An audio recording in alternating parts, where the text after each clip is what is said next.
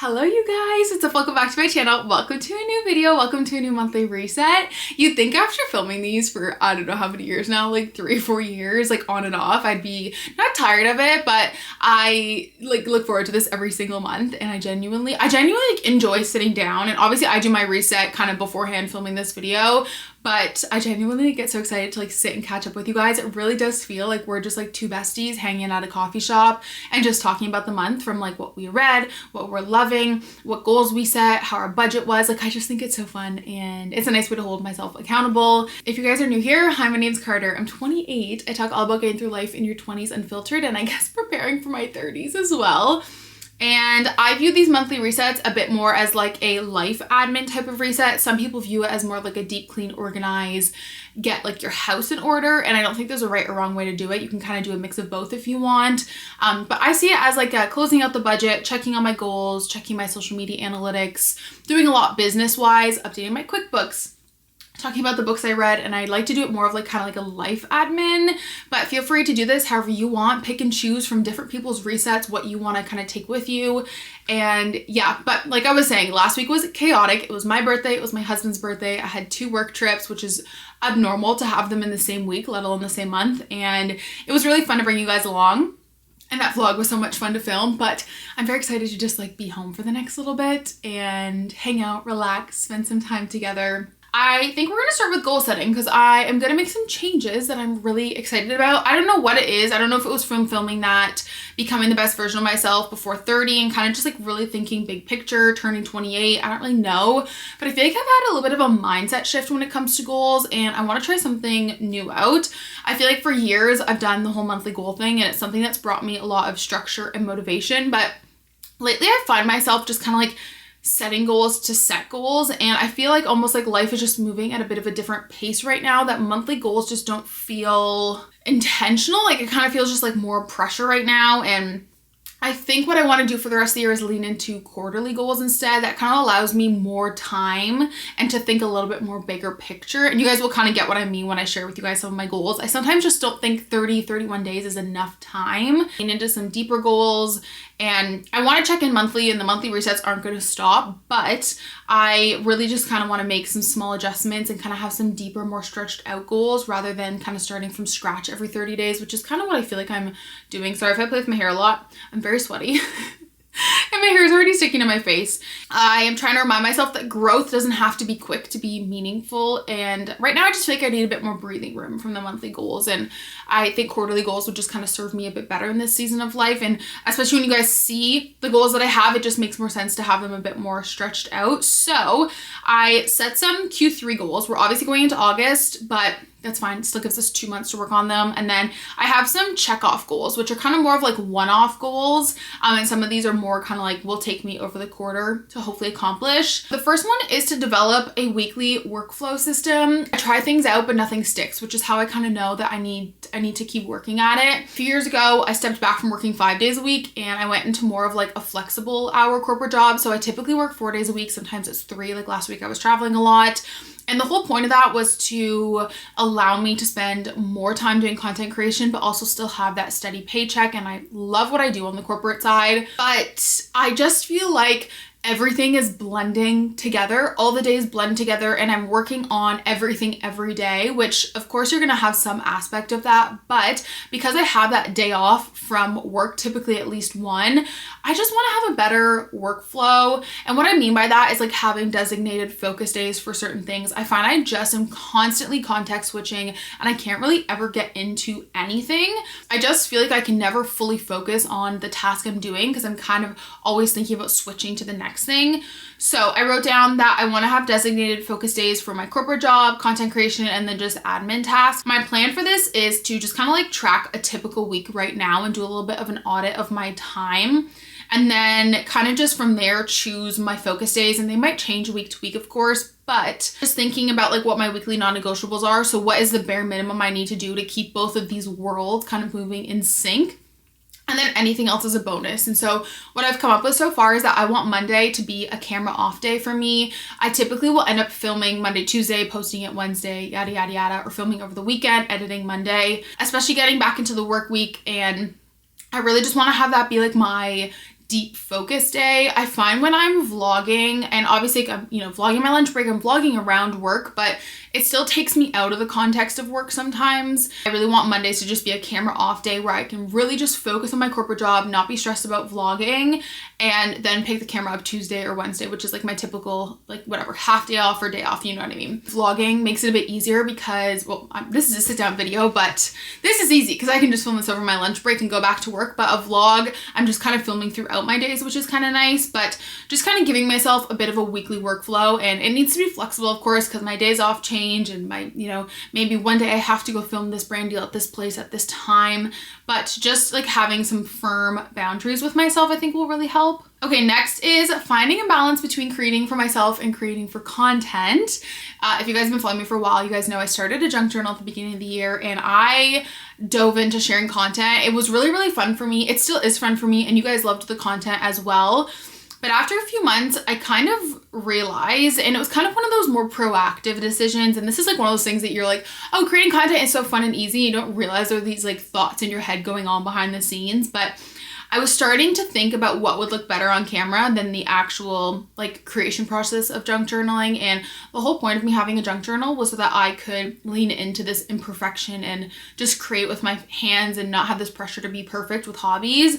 But then I found myself feeling this pressure to be perfect with it, sharing it online. So I decided to take a step back and just keep journaling offline for a few months because I really didn't want to lose that spark that made it so special in the first place. And I think this can go with any hobby in any context, but now I'm trying to just like figure out a way to do both. I don't know, it might sound silly to some people, but I love sharing my life with you guys and my hobbies and stuff, but I also think it's so important to do things for yourself offline. The important thing is keeping a hobby first and content second. That goes for reading too. Reading is a hobby first. In some vlogs I talk about it, some vlogs I don't talk about it. I think it should be a hobby first and content second. And I'm just trying to find this way that I can share these hobbies that I love without feeling the pressure to like monetize on it constantly, and also put the pressure on myself to share that kind of content. Just capturing content when it feels right without the pressure. I'm still kind of trying to figure that out. But today, for example, I want to set up a monthly junk spread, or sorry, a daily junk spread for this video.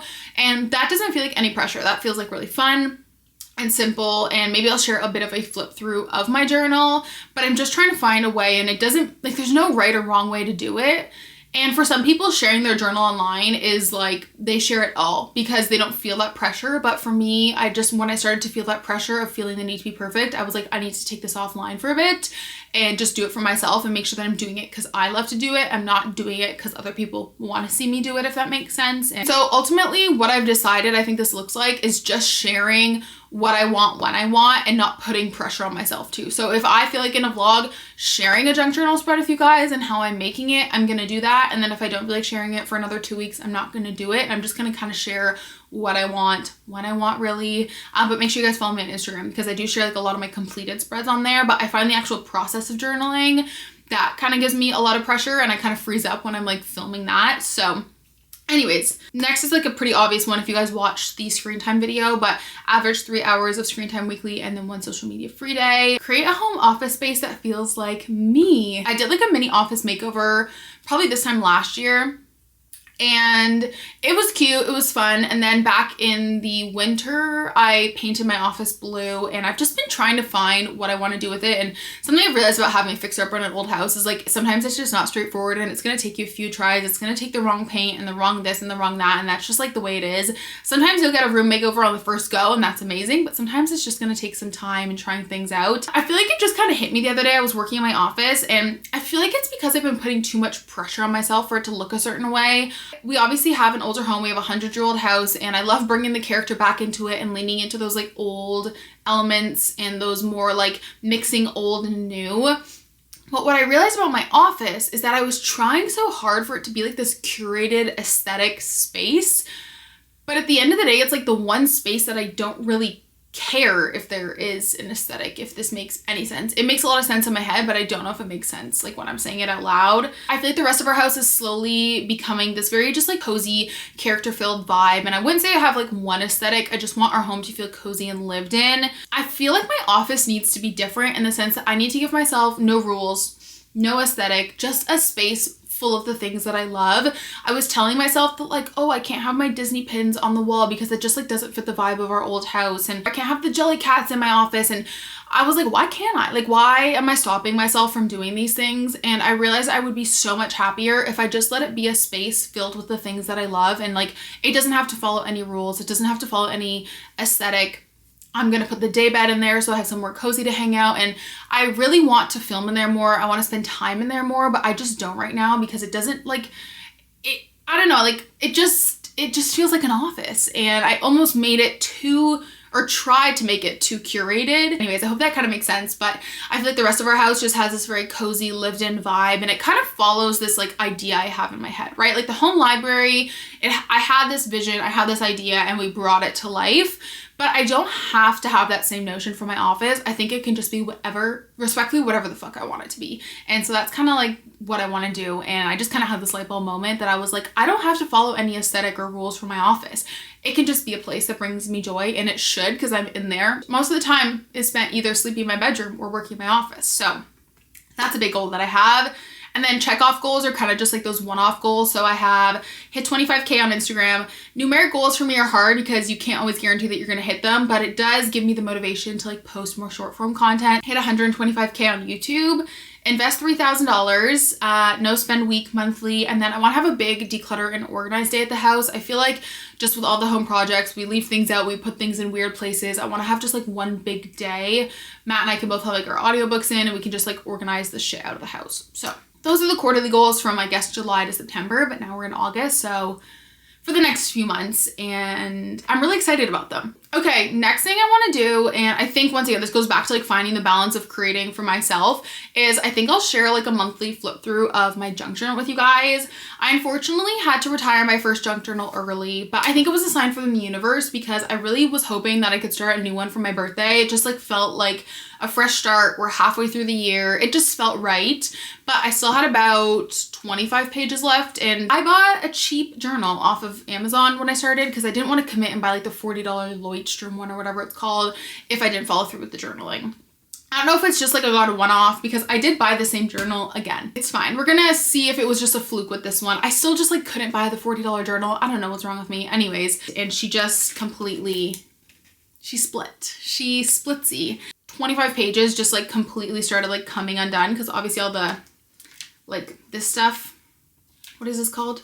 The strings. Anyways, she just decided to retire herself. So she is being retired, unfortunately. We did get pretty thick on her. And like I said, I was still junk journaling offline the last few months. Now we get to set up the new one, which is really exciting. I did get the same one again because I'm a goof. And I was like, oh, maybe it was just a fluke that one broke. So we're really going to put this one to the test. I went with a purple one this time, like a lilac one, and I love it so much. What I wanted to do today was I wanted to set up at the front, and this is something I want to do going forward monthly, a daily junk spread. I've been seeing these all over TikTok and they are so cute. I'll put some inspiration photos here on the screen, but I want to set that up with you guys. Mine just completely like split off. I learned my lesson to start gluing the pages sooner maybe. I wonder if that's why, or it was just like I said, maybe it was just like a fluke. So we're gonna go set up that spread together now.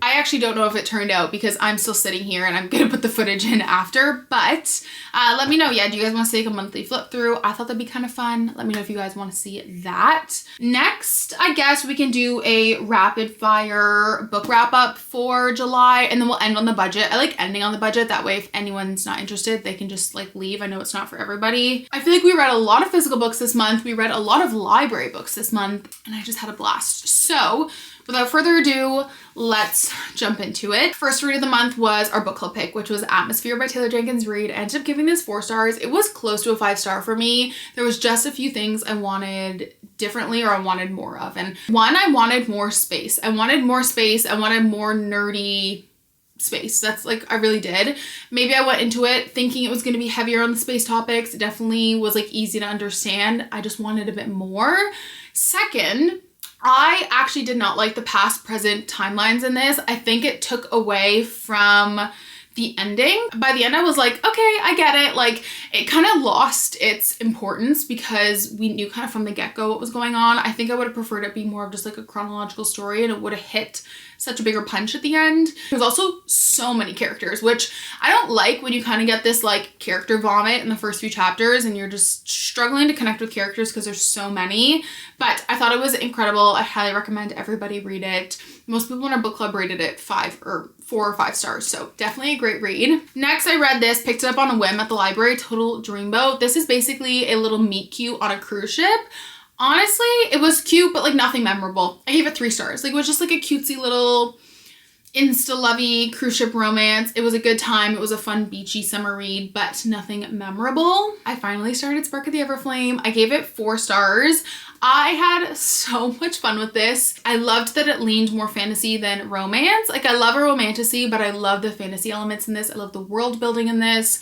And I thought it was the slowest of slow burns, but it was done so well. Pacing just felt uneven. It was like very slow. The first like 3 quarters just kind of felt like an introduction, and then the end was just like chaos happening. So I feel like I would have preferred a bit more even pacing, but I love the political drama, the court intrigue, and I actually really liked DM as a female main character. A lot of people don't like her, but I found her really feisty, and like, yeah, she made some questionable choices, but she was just like an impulsive, fiery 20-year-old girl. Like, what do you expect? I had so much fun with this, and it was a great start to the series. The audiobook also was amazing. I highly recommend. Okay, then I read an ARC. It was An Introvert's Guide to Life and Love, and I loved it. It was 4-star read for me. This is about our female main character who moves to a coastal town because her grandmother passes and she inherits her grandparents' cottage. She's not super close with her grandfather, but she ends up becoming kind of his primary caretaker, and she falls in love with her property manager. And I loved the relationship between our female main character and the grandpa. It was so sweet, a lot of found family, and it was honestly so good. I think it comes out in September and everybody should read it. It was adorable. Glow of the Everflame, and just giving this 5 stars. It honestly just kept getting better in my opinion. The pacing was a lot better in this. I feel like everything just was so right about this book. I feel like a lot of people that didn't love book 1 ended up loving book 2. I could not put this book down. When I wasn't reading it, I was constantly thinking about it, and I feel like the court intrigue was written so well in this, and like the pacing so much better in this book, and the found family in this is what really got me because we're introduced to so many characters of the royal family in this. So good. I loved it so much. However, I am gonna wait to read book 3 until we have a final release date for book 4 because I can't with the cliffhangers. The Tradwife Secret, I kind of just picked this up once again on a whim at the library. It was on like the new release section. It was kind of just like more, in my opinion, an examination of like what Tradwife really means and like influencer and the image behind it, and kind of how that image can impact women in society. I wouldn't say it's so much of a mystery, but that being said, it would be like a really fun, quick vacation read. The best way to describe this kind of thriller is it's a car crash in slow motion. Like you can't look away, but it's a mess that you want to watch explode, if that makes sense. So you just gotta suspend a little belief, but it was honestly fun. Like, if you get it from the library, it's a good read. I just don't think I'd go out my way to buy it, but it was like a fun time. Then we've got These Summer Storms by Sarah McLean, which unfortunately this did not live up to the hype for me. I ended up giving it 3.5 stars. I feel like this just had all the right ingredients, but it just didn't cook. You know, it didn't slap for me. Saw a lot of reviews comparing this to We Were Liars and the Inheritance game, so I kind of thought the games were going to be a bit more trial-esque, and they're not really, so that's kind of like probably my fault. I don't know. I feel like I'm all here for rich people drama and I love it, but we're kind of just thrown into all these characters and we didn't get any context about them first. A lot of people also say this is very similar to The Conditions of Will. I haven't read it, but just in case you're wondering. There's parts of it I definitely enjoyed, but I just wish there was maybe more summer. Like, it takes place at an island, but you don't really get that like summer vibe. And I wish we just had more context to the characters so I could connect to them more. But overall, it was like a fun read. I feel like it just didn't live up to the hype for me personally. And lastly, I read the new Lynn Painter book, which was actually my first Lynn Painter book, Made for Each Other, which is kind of like a little Made in Manhattan J-Lo movie situation. Our female main character is a cleaner, and she starts fake dating the billionaire she cleans for. She starts fake dating him. And honestly, it was like a fun, quick romance. Teddy Hamilton narrates it, so of course I had to listen to it on audio. I felt like the male main character wasn't very fleshed out. Like we didn't really know a lot about him. We didn't know why he did things. He kind of felt very surface level, while the female main character felt very fleshed out, and we knew a lot about her and she had a lot of growth. But it was like a good, lighthearted, goofy read. It just it's cute. It just didn't stand out to me. Those are all the books that I read in July. I'll put on the screen my August TBR for you guys. I didn't do a TBR jar video this month just because I knew I really wanted to just read a bunch of new releases. I have a bunch of these on hold at the library. I have a few Indigo gift cards for my birthday, so I'll probably end up picking up some books, of course. But these are some of the books that are on my TBR. A lot of thrillers. Lottie and I have decided we are going to start Throne of Glass together. We've been both wanting to read it for so long, and she had this whole plan, and I think she was going to start it in August regardless, but we were texting. I was like, I really want to read Throne of Glass. We should read it together and have a little 2-person book club. So anyways, we're going to start with Assassin's Blade in August, and I think we're going to do 1 book a month or 1 or 2 books a month going forward. So I'm really excited. I feel like I'm more inclined to read it if I have someone to read it with, and I don't know, I have mixed feelings. You guys know, I enjoyed ACOTAR, but I didn't love it like some people did. And so sometimes I'm kind of worried that I'm also not going to love this, but a lot of people say it's her best series. I'm excited about that. Yeah, like I said, we've got some new thrillers coming out. We've got some cowboy romances, some literary fiction, dark academia romance. I'm really excited, and I'm really hoping we're going to just see where the month takes us, but that is the TBR for August. And then I quickly wanted to run through, in case anyone cared, kind of what my monthly reset process is for the business. So I wanted to share for anyone else who maybe does content creation, or not even content creation, but maybe you just have a business, a small business. So category 1 is bookkeeping and finances. So I will, of course, update my income and expenses in QuickBooks. I track my brand deals and when I get paid out on Notion. So I'll reconcile that. And then I'll also bookkeep for the month in QuickBooks. So organizing my receipts, categorizing business expenses, set aside taxes based on my income that month. So in Canada, as an incorporation, you pay 11.5% in taxes, and I only pay HST on Canadian partnerships. So YouTube is my primary platform. YouTube AdSense is an American company, so I don't pay HST on that. I just pay 11.5% on taxes on that. And then if I work with an American company on a brand deal, Merit, Helix, I don't pay HST on that. But on Canadian brand deals, Indigo, Via Rail, QuickBooks Canada, I would pay HST on that. So I go through and then I kind of just figure out what needs to go on what account for that. I do have a separate account for HST and for taxes now. That way I can just keep track of it a bit better. And then I'll look ahead to any expenses coming up. So this month, for example, and I know you guys find this part kind of interesting. This month, on the top of my head, what I can think of for expenses, I got a new keyboard.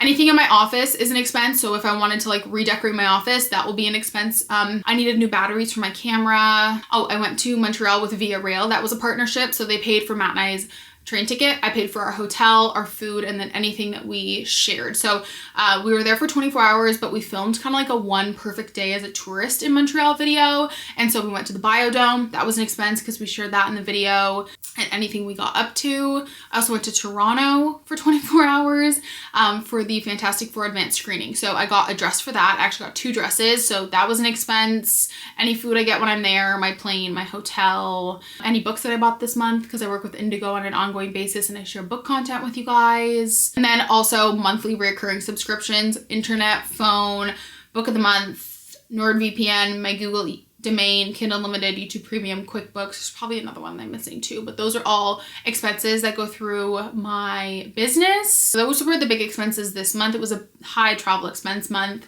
And then coming up, I always like to look at brand deals ahead. So if you have to buy anything for a partnership, you can expense that. Of course, it's a production cost. I try to keep my production costs low so that I'm realistically taking home most of the brand deal value. So let's say I'm working with Indigo for $2,000. But the theme for that month is book shopping. Ideally, you don't want to spend $2,000 on books because then you're not going to take home any of that money, right? But let's say you spend $150 on books, then you're still taking home $1,850 after those production costs, because you typically would calculate it like your payout minus your production cost equals what you're netting for the partnership. So I'm actually headed to Toronto for Book Crush this month. So keeping that in mind, that I will have to fly to Toronto or take the train or whatever, and then a hotel for those few nights, and then food. I'm trying to think. I typically really only have production costs for videos that are with brands. I could production cost anything I create myself, but I don't typically do that. In terms of partnerships, I'm working with Indigo again, but that video is actually already pre-filmed, so that's good to go.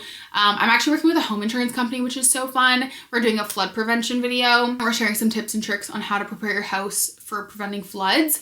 I need to pick up a few things for that. I need to get a backup sump pump, which sometimes it works out that it's like something you've actually been needing that you can expense, but ultimately, once again, I'm trying to keep that production cost low so that I can net out as much as possible from that partnership. But yeah, those are just like an example of some of the expenses that are kind of like ongoing and that happened last month versus this month. Realistically, at the end of the day, the way I see it is that I want to give the government the least amount of money possible, and of course, expenses like means your taxable income is lower, and I would rather, like, if I'm just going to give that money to the government anyways, I would rather lower that taxable income and put it back into my channel, my community, and books, and being able to review them for you guys, and products, and being able to like better create content. That's just the way I see it. Whew. Okay, then I do a content audit, so I'll track my growth and my analytics for the month across all my platforms, and then I'll review my video analytics. So I'll go through platform by platform, so YouTube, Instagram, TikTok, and I'll look at top performing videos, engagement, what series did well, what videos did well, and I'll also just see what you guys are searching and what you're watching right now.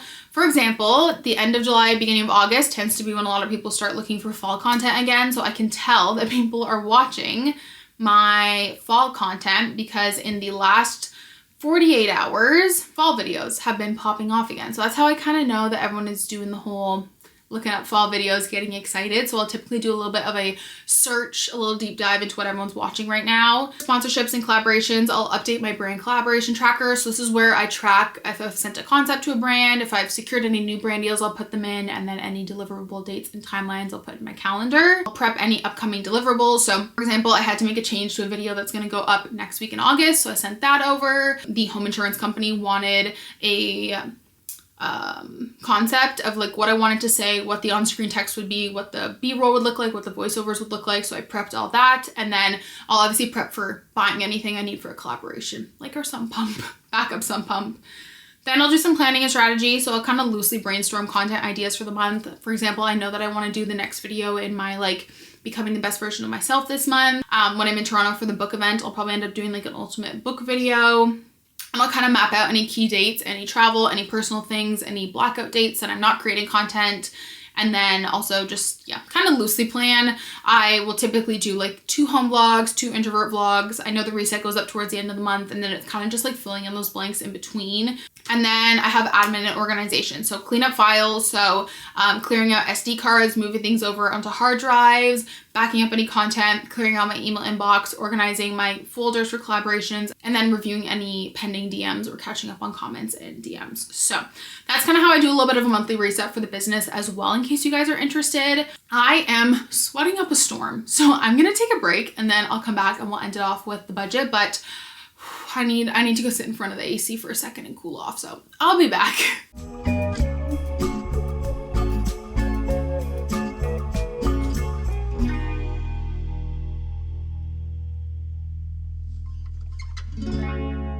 Good morning, you guys. It is the next day. I did forget about you yesterday. I am an idiot sandwich. Like I said, I was like, I'm gonna take a 5-minute break. I'm gonna go sit in front of the fan because it was getting hot and stuffy in the bedroom.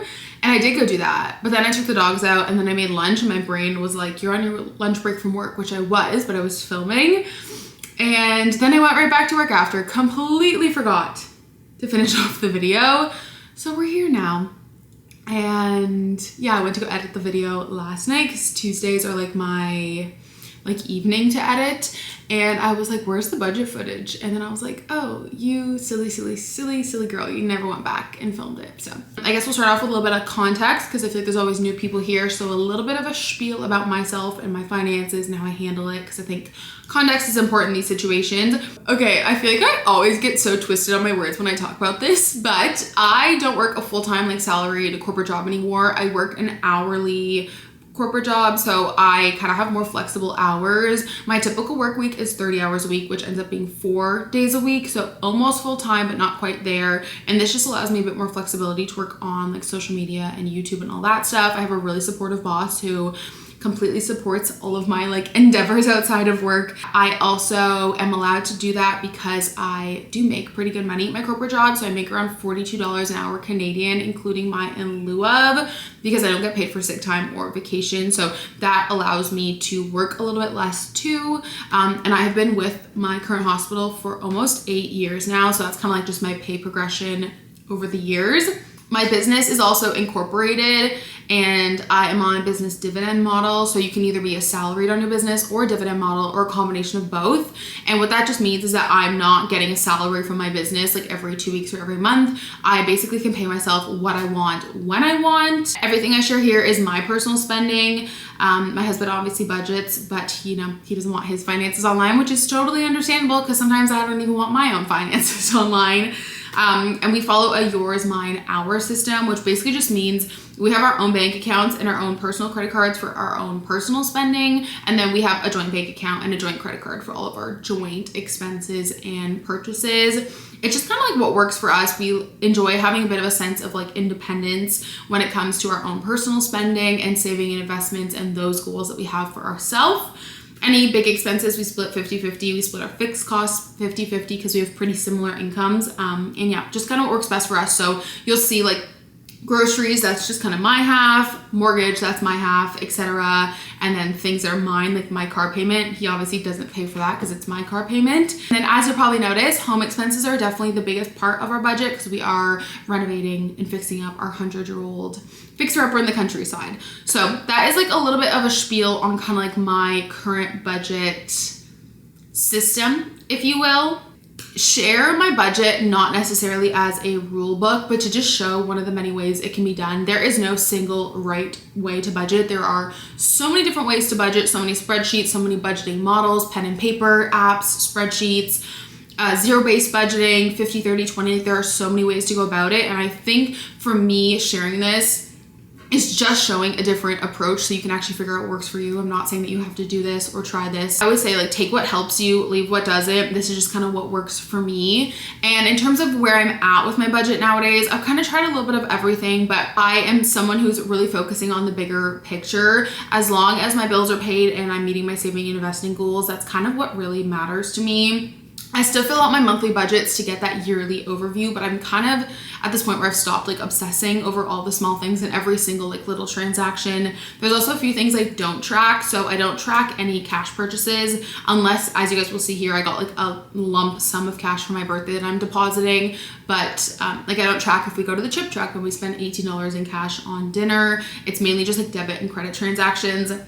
I don't track refunds. I'll just like delete the line item from my budget. So for example, if I go to HomeSense and I bought, 2 pillows for $40, I ended up not keeping them. I just like delete that line from my budget, but you can totally track refunds if that works for you. And then I also don't track any credit card purchases that are made from a refund balance. So for example, this month we got a credit back from our honeymoon. So my card had like around a negative $200 balance at the beginning of the month, and I use that for groceries and then to also buy that iconic hot dog shirt that I bought.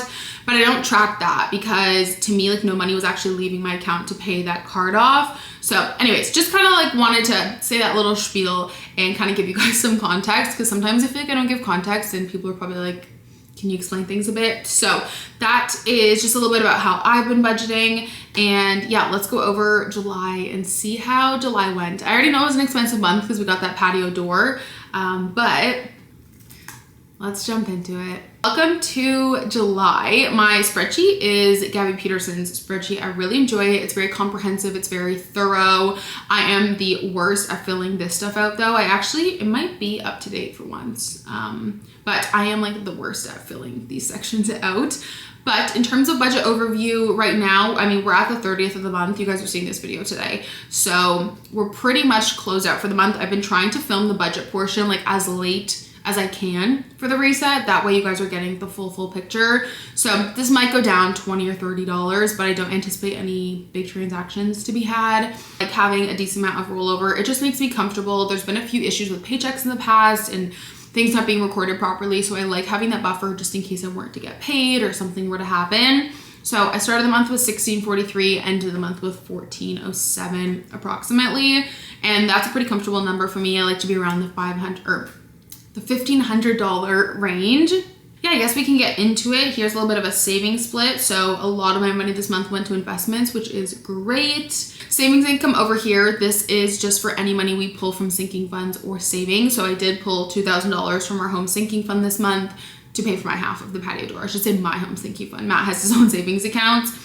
And then under income, this was all my income for the month. So I always lowball my paychecks just to be on the safe side and know that like if I were to work like base hours, I could still make do with all my bills and stuff this month. But I worked pretty close to full-time hours the whole month. So my paychecks were in the $2,000 range. And then I paid myself a $2,000 business dividend. And then I got some money for my birthday. And then you guys will kind of see where that money is allocated after because I'm a very visual person. So I like to kind of show where that money went. Expenses. Groceries we were a little bit over, but that's okay. We ended up actually hosting quite a few times for our birthday. We had our neighbors over. We had Matt's family over. And so we had to do the big, hot dog hamburger bun run from Costco. So we spent a little bit more than we thought, but that's okay. I feel like I can never fully estimate the groceries because then sometimes we run out of meat. So we have to do a Costco stock up. And yeah, this one fluctuates a little bit, but I am okay with that. Eating out was pretty good. This number is probably more around 100 just because like I said, we do probably 2-3 times a month like use cash to go get, hot dogs from the chip truck or ice cream. Alcohol and cannabis, good. Car, gas, and maintenance, good. This one I also find hard to predict because some months I'll spend like $40 on gas and then some months I'll spend 100. But I have been going into the office like more frequently, so my gas is a bit more. This is where it gets fun. I did a little shopping for my birthday, which I don't regret any of these purchases, and I probably could have like given some context to this, but I'm starting to realize that like treating yourself on a special occasion just feels so much better than like always treating yourself. And it was a good reminder for me that it felt really nice to treat myself for my birthday, but I don't want to carry this momentum forward. I don't want to like keep the train going of like the dopamine spending, but it was really nice to like be able to buy myself a few things that I've been wanting for the last few months. And I'm not upset with any of this. This is like obviously a one-off situation of like, kind of treating myself a lot, but I'm really happy with all the purchases that I made and it fit in the budget. I don't want to get into the habit of it. It felt really nice. Like, I don't know. I feel like sometimes like our society is so like treat yourself, and I've fallen for it too, but it feels so much more special when you're not treating yourself all the time because then it just feels kind of like another purchase. Whereas if you kind of like wait and like put some money aside for some things you've been really wanting, it kind of just made it feel a bit more special. So anyways, that was the shopping for the month. I don't regret it. I'm really happy with the purchases I made and we can do a bit of a deep dive into that after. Item restock, that was a moisturizer. I got my nails done, dog stuff. Home improvements were actually a bit under. I just feel like I can never estimate this really well. I thought we were gonna actually finish the library this month. We have one more thing we have to do. So yeah, is what it is. Home decor, we were a little bit over, that's okay. This was all the souvenirs from both of our trips from Toronto and Montreal. Clothes, I bought myself a pair of Lululemon shorts I had gotten. So I did a brand deal with the mall actually a few weeks ago.